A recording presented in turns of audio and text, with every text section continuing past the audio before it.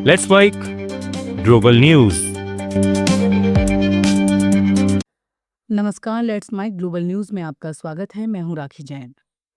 America, Israel और Iran जंग का 16वां दिन है। ईरान के विदेश मंत्री अब्बास अराक्ची ने आज कहा कि अगर जंग खत्म करने की ठोस गारंटी मिलती है तो हम अमेरिका इजराइल से बातचीत को तैयार हैं। उनका कहना है कि किसी भी ऐसे प्रस्ताव का स्वागत किया जाएगा जिससे युद्ध खत्म हो सके। इस बीच खाड़ी देशों ने ईरान से अपने इलाकों पर हमले बंद करने की मांग की है। इससे पहले ईरान की इस्लामिक रेवोल्यूशनरी गार्ड्स कॉर्प्स ने इजरायली प्रधानमंत्री नेतन्याहू को ढूंढकर मारने की धमकी दी थी। अल जजीरा के मुताबिक आईआरजीसी ने कहा कि बच्चों का हत्यारा अगर जीवित है तो पूरी ताकत से उसका पीछा करेंगे और उसे मार देंगे।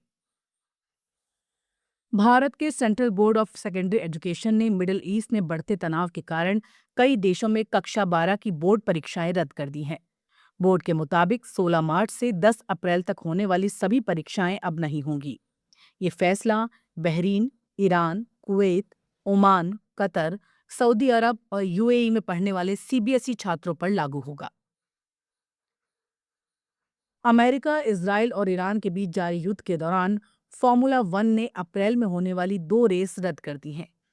सुरक्षा चिंताओं को देखते हुए बहरीन और सऊदी अरब ग्रांड प्रिक्स को आधिकारिक रूप से कैंसिल कर दिया गया है।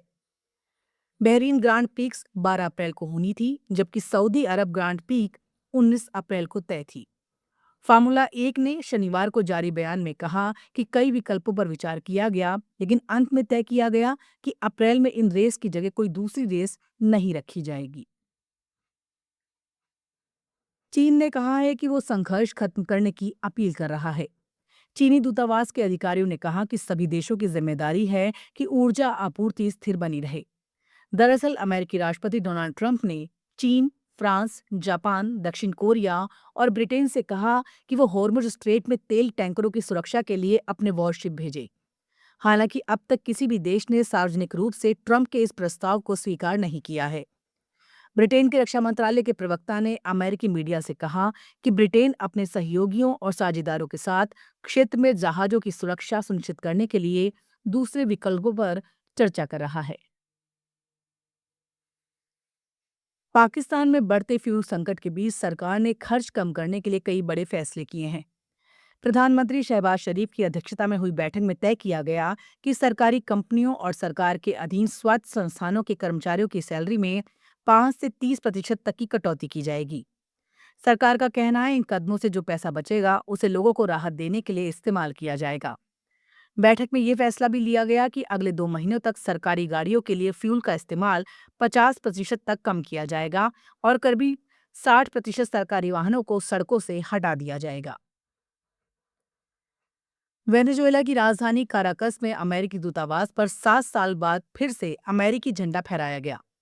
अमेरिकी दूतावास ने बताया कि 12 मार्च 2019 को दोनों देशों के बीच राजनयिक रिश्ते खराब होने के कारण दूतावास बंद हो गया था। झंडा फहराने की ये घटना अमेरिका वेनेजुएला संबंधों में हालिया नरमी का संकेत मानी जा रही है।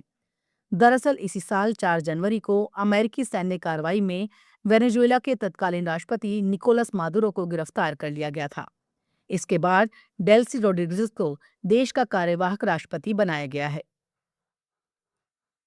क्यूबा में बढ़ते ऊर्जा संकट और महंगाई के बीच लोगों का गुस्सा सड़कों पर दिखाई देने लगा है। प्रदर्शनकारियों ने मोरोन शहर में कम्युनिस्ट पार्टी के स्थानीय कार्यालय में तोड़फोड़ कर दी। घटना के बाद पुलिस ने 5 लोगों को गिरफ्तार किया है। स्थानीय मीडिया के मुताबिक मोरोन में लोग बिजली कटौती और बढ़ती कीमतों के खिलाफ प्रदर्शन कर रहे थे। शुरुआत में प्रदर्शन शांतिपूर्ण था, लेकिन बाद में कुछ लोग कम्युनिस्ट पार्टी के दफ्तर में घुस गए और वहां तोड़फोड़ करने लगे। प्रदर्शनकारियों ने फर्नीचर बाहर निकालकर सड़क पर जला दिया।